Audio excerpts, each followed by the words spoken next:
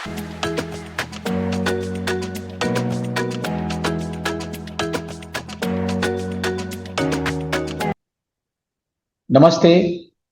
चर्चा में आपका स्वागत है। मैं हूं शिव मिश्रा।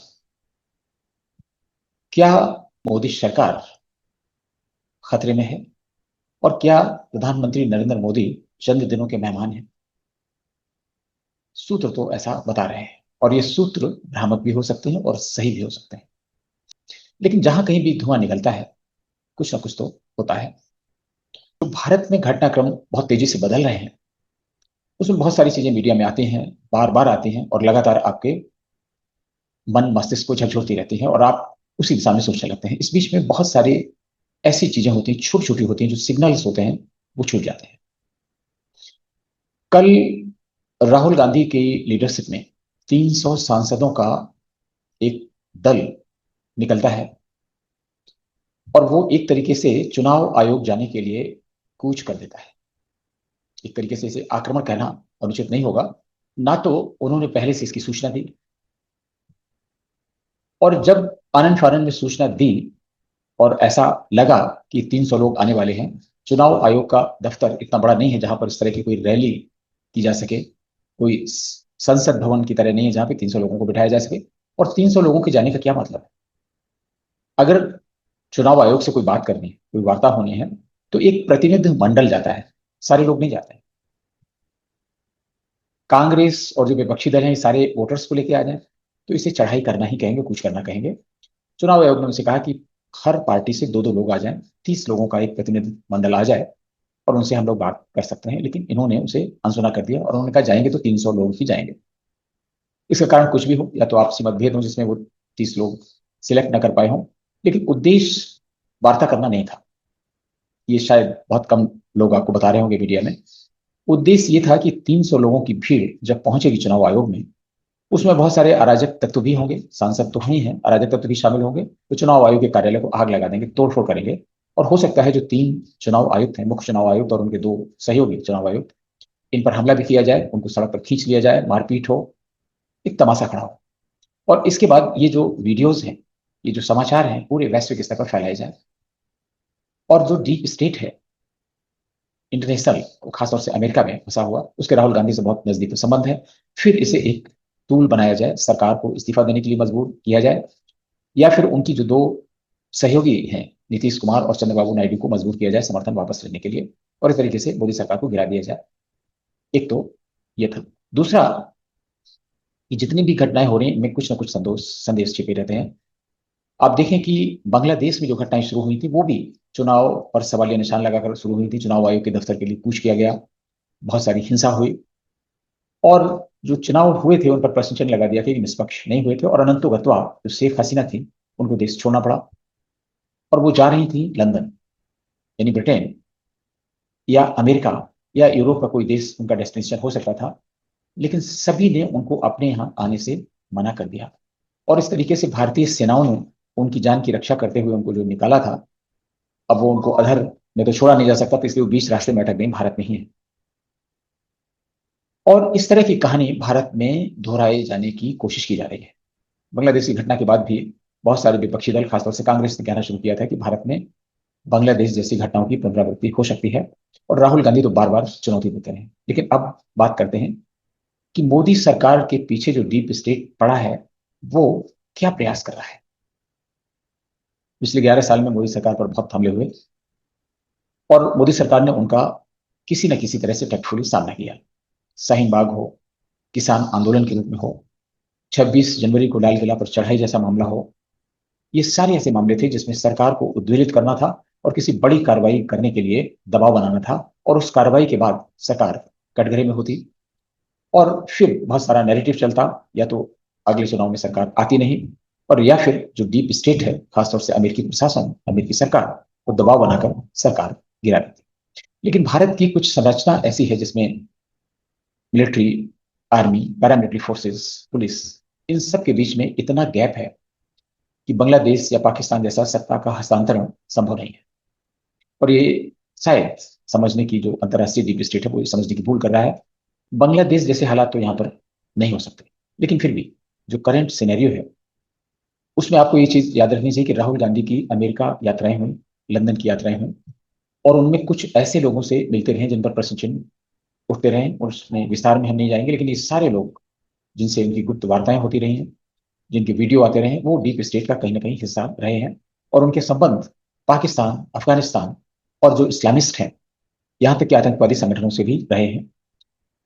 ये जो चीजें हैं नेपथ्य में चली जाती रही, क्योंकि प्रचार तंत्र इतना हावी हो जाता है, जो लेफ्टिस्ट और इस्लामिस्ट का प्रचार तंत्र वैश्विक स्तर पर हो रहा है, बहुत हावी होता है, और उसमें कई देशों की सत्ताएं बदल जाती हैं। ऑपरेशन सिंदूर करना पड़ा, सब कुछ आपको मालूम है। पार्लियामेंट में डिस्कशन के लिए दबाव सरकार पर बनाया जाता रहा, और जब पार्लियामेंट में ऑपरेशन सिंदूर पर चर्चा हुई, उसका एक ही मुद्दा था कि भारत को अमेरिका के सामने खड़ा करने की कोशिश की जाती रही। ट्रंप ने जो सीज फायर का ट्वीट किया था, उसको इतना बड़ा मुद्दा बना दिया गया। उससे लगता है कि ट्रंप भी उस बात को दोहरा रहे थे, और भारत में राहुल गांधी उस बात को दोहरा रहे थे, भारतीयों को याद दिला रहे थे कि ट्रंप ने सीज फायर करा है। इसका क्या उद्देश्य है? इसका उद्देश्य है मोदी की पोजीशन खराब करना। सरकार ने ऑपरेशन सिंदूर में जो पराक्रम दिखाकर भारत का मान गौरव बढ़ाया था, उसको धूल दूषित करना, सरकार की छवि को खराब करना, मोदी की छवि को खराब करना, और सरकार को अनंतों तक गिराना, ये उद्देश्य होता। और उस समय तक तो ये नहीं मालूम था कि शायद ट्रंप का समर्थन भी राहुल गांधी को है।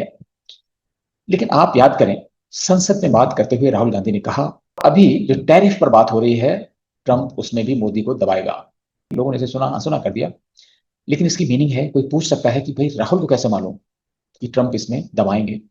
और कुछ दिनों बाद, उस समय तो टैरिफ की बात भी नहीं हो रही थी, कुछ समय बाद सचमुच ही बात सामने आ गई कि ट्रंप ने टैरिफ में जो किया, वो बिल्कुल भारत विरोध का ज्वलंत उदाहरण था।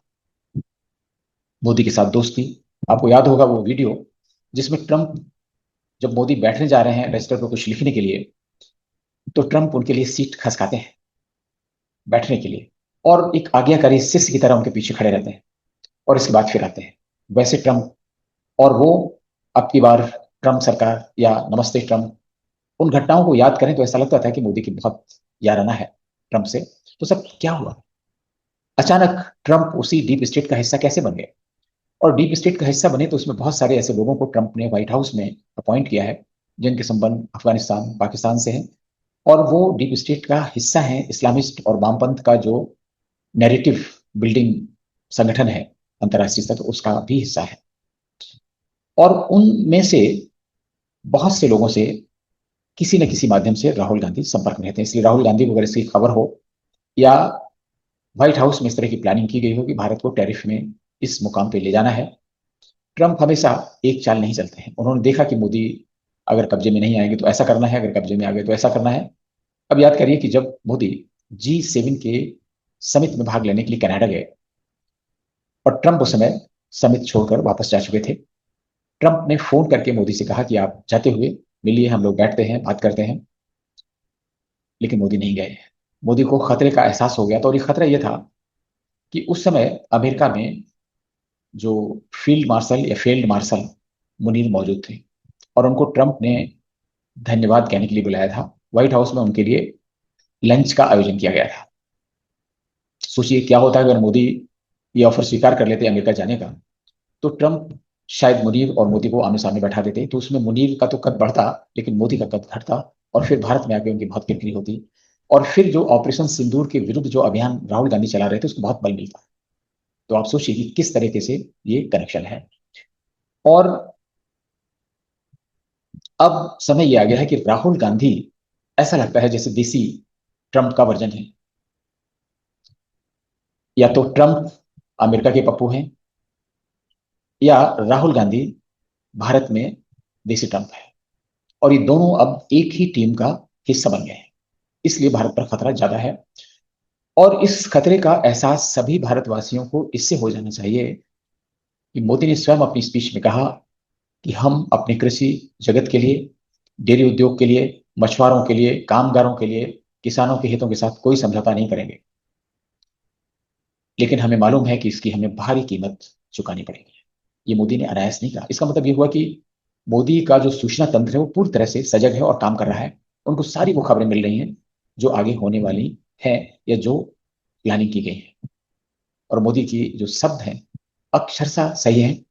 और उसके कुछ दिन बाद ही आपने देखा होगा कि राहुल गांधी का एक प्रेस में प्रेजेंटेशन होता है जिसमें वोट चोरी की बात होती है। और इस वोट चोरी में उन्हीं संसदीय या विधानसभा सीटों की बात होती है जो हिंदू बाहुल्य हैं।